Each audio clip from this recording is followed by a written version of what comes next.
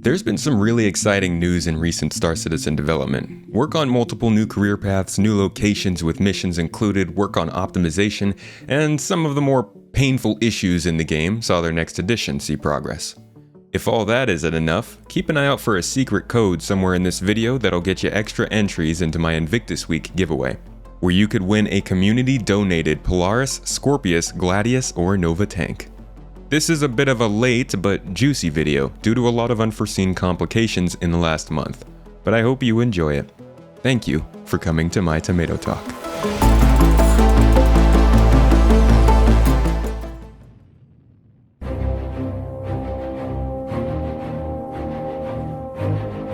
We start off the month of March with the most highly anticipated news: food vendor updates. The finishing touches for the coffee shop vendor were completed, and the proper resources were created to help produce more derivative food vendors in an upcoming patch. Additionally, work was done for an upcoming event, likely Fleet Week. This included the tourist and tour guide behaviors, which points towards the possibility of more tours around the massive Javelin capital ship. In AI features, a lot of work was done on usable stances to make the enter and exit animations more natural for things like component changes by NPCs. They also built audio stimuli into the AI subsumption system, which allows for AI to react and respond in different ways based on audio triggers, such as shouts, alerting of dead bodies, and gunshots. AI Tech spent the month working on planetary navigation tech, improving the way navigation meshes are generated based on the positions of players, vehicles, and other obstacles. The team also began developing functionality for NPCs to be dropped off anywhere on a planet by a dropship, which will dynamically adjust its takeoff and landing. Finally, AI vehicle behavior has been seeing some work for both Squadron 42 and the PU. The aim is to make AI pilots a bit more natural, and to update the way multiple fighters take on capital ships.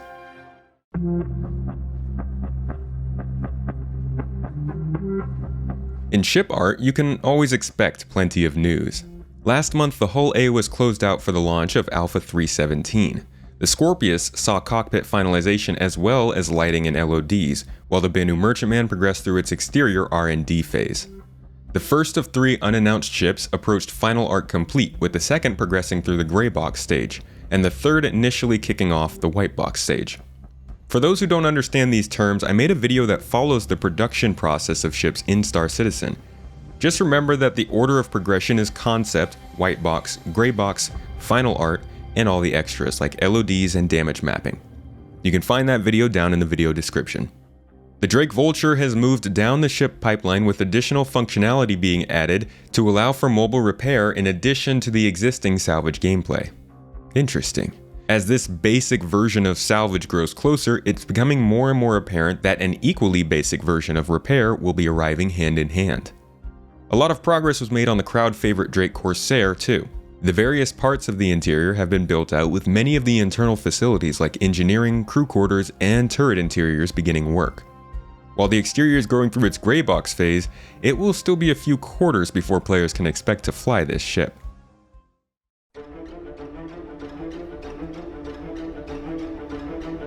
In March, the physics team added a new soft body deformation approach for character cloth. Never get enough of those soft bodies. There is a tidbit of info about physical damage, but nothing more than a mention. This will be something to keep an eye on though, as it seems the damage system might be reaching a milestone soon.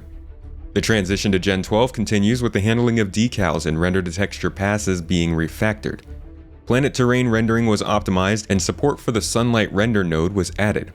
This will hopefully help over time improve the frame rates experienced on planet surfaces, and seems to already be producing some positive results in Alpha 317.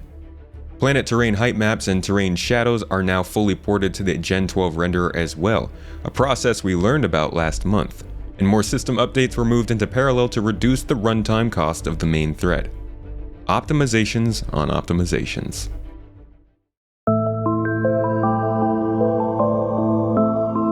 Last month, the vehicle technical team completed their transition to the Arena Commander feature team, a change that could hint at a continued focus on improving the dogfighting module after adding various quality of life changes and map updates last year. According to the team, radar and scanning is also near completion, and door and control panel implementation is being improved across all ships and space stations. Grenades have been fixed so that they no longer rubber band back to your hand or blow you up even though you threw the grenade 5 minutes ago. I'm still not going to trust them though. The PU feature team worked on refueling gameplay and the HUD UI for salvage, which will be following refueling into the game. For engineering gameplay, an example village was created with a battery, power supply, and lamppost with light. This was meant to be an easy introduction to the resource management gameplay for all teams that would need to be involved. Resource management is something we've seen on the UI side when looking at ship power systems, and in physical form with alarms, lights, and doors being supplied power at certain times. It hasn't been much of a topic of conversation, but resource management is going to be a massive part of running a ship. It will be one major reason players may prefer to crew somebody else's ship. This is just another system that complicates the responsibility of keeping a ship running and creates more unique gameplay for those interested. We haven't had any updates on this in a while, so seeing that other teams will now start working with it is pretty good news for the next year. Life support also progressed well, with the life support generator now capable of editing atmospheric composition and converting CO2 to O2. This is crucial as each ship will only be able to support a certain amount of players at a time. You'll need to balance this aspect and keep track of the atmospheric makeup in your ship to keep passengers safe and alive. The vehicle features team worked on refueling gameplay, using the previously added docking feature to help push the career path forward. They also worked on progressing many of the ships due to release soon, specifically the animations needed for the Hull A transforming cargo grid and the Scorpius with its moving turret.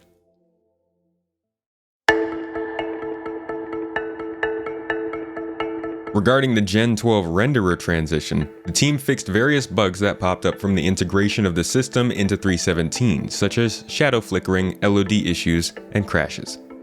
With other developments in the Gen 12 and Vulkan feature sets, there seems to be a lot of prep work going into the upcoming major optimization passes.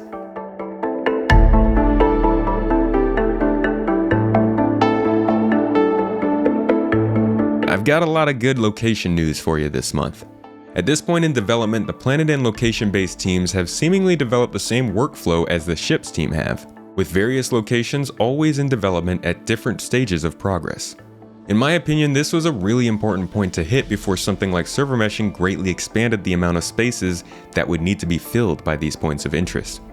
First up is the Colonialism Outpost set, which will include plenty of buildings, decorations, variants, and modules that diversify the towns you visit.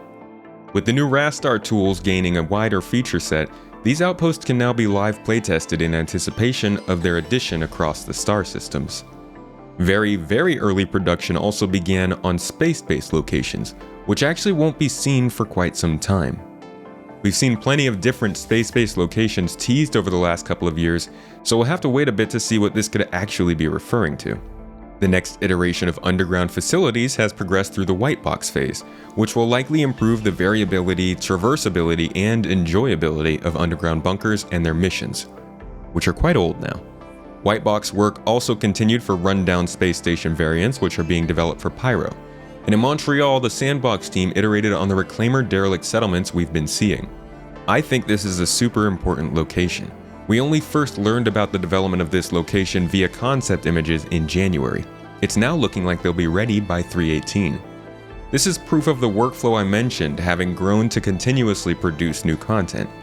These sorts of locations would have taken years to see any development back in Phase 3 during 2018 to 2020. At this point, the drive and effort is much more clear. That's further solidified by the Mercury Starrunner and 600i derelicts that are also being developed for inclusion shortly as well. There's quite a bit to be said about how this whole system will work given the upcoming ship reworks. It's important to remember as always that these locations are being procedurally generated with handcrafted assets, so they may have to go back and touch them up. But their monthly report does confirm that these two derelicts will be salvageable, which I think will be pretty cool. Not sure about that Reclaimer settlement though. Part of the team also began creating new space-based missions inside of a Reclaimer. This could be similar to the 890 jump boarding mission, but could include anything from salvaging to looting as well. Regardless, it's good to see new missions coming with new locations. Finally, the team officially started the Loreville Cityscape update. This will greatly increase the scale of the city to be more in line with newer areas and the overall concept of the city, and to create building interiors for additional gameplay throughout the city. As these locations are added into the game, they will also be iterated on to make use of the new tech, like clouds. For a deeper look into the production of these locations, how CIG has gotten better at making them, and the tools behind their creation, check out my latest exclusive video available to patrons, Ko-fi members, YouTube channel members, or Twitch subscribers.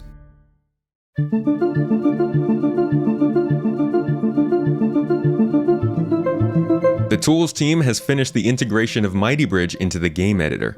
This has been a long endeavor recently unveiled at the Montreal office that is aimed at creating an easier environment in the editor for devs to use the tools that have been built out or utilized in the past. This includes things like Houdini, which is used for gas structures in space, but also seems to be useful in space station creation, which requires procedural placement of many objects, as well as the related cave builder and ground location creator. It's safe to say this will make a difference in the speed and efficiency building these various locations, and it will allow everybody in the company to utilize these tools for themselves. Then there's the procedural location tool. This tool is also meant to speed up the development process of these locations, though in which way I'm not entirely sure. This should allow for faster generation of various locations, such as derelict outposts, settlements, caves, and underground facilities. Finally, we have biome integration, which utilizes a set of tools to create more seamless integration between a location and its biome. While this exists to an extent in-game, this development seems much more detailed. The first implementation will be taking a proof of concept reclaimer derelict and remaking it with these tools, highlighting the procedural use of vines and dirt. This should allow for locations to immediately be aged appropriately based on lore and possible backstory you might discover.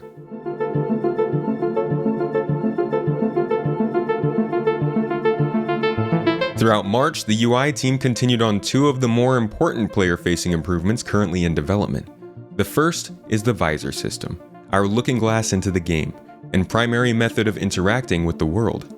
It's currently being moved to the Building Blocks UI development system, but ultimately the visor system could be the key to in-game tutorials and indicators that help newcomers and veterans learn more about their surroundings. The other item is the radar and map system, the set of various systems we will use to navigate the space around us. The plan is to have a system that can go from space down to your local surroundings. This will include two different scanning systems in-ship and on foot, as well as indoor maps. We still don't know what this will look like, but we've seen some concepts, and the addition can't come soon enough. The current system is years old and miserable to use.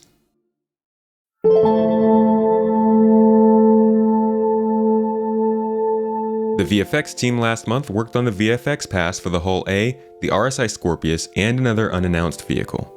And finally, the initial VFX were added for the first pass of refueling, and salvaging effects were worked on for release later this year. A little bit strange that the March monthly report is being released in May for me, but like I said, I've had a pretty crazy last month. But this was one of those reports that reminds me just how much the development of this game is different from before, so I still felt like we needed to get this out there. If you'd like more info on why that's the case though, I have two videos you can watch linked down below. And if you're interested in learning more about this game, consider subscribing to the channel and keeping an eye out for more. For those who have been following, I'm still giving away over $1,000 worth of ships donated by the community at Invictus Week at the end of May. Make sure to join the giveaway linked down below for a chance to win some impressive military ships in time for the free fly week. And check the video again if you missed the secret code for more entries. I'll be dropping additional codes over on my live streams on Twitch and here on YouTube, so make sure to check those out as well. And if you'd like more thoughtful discussion regarding Star Citizen and other games, check out my podcast on my second channel. Whatever you do choose to do, I hope you learned something new in this video, and I'll catch you in the next.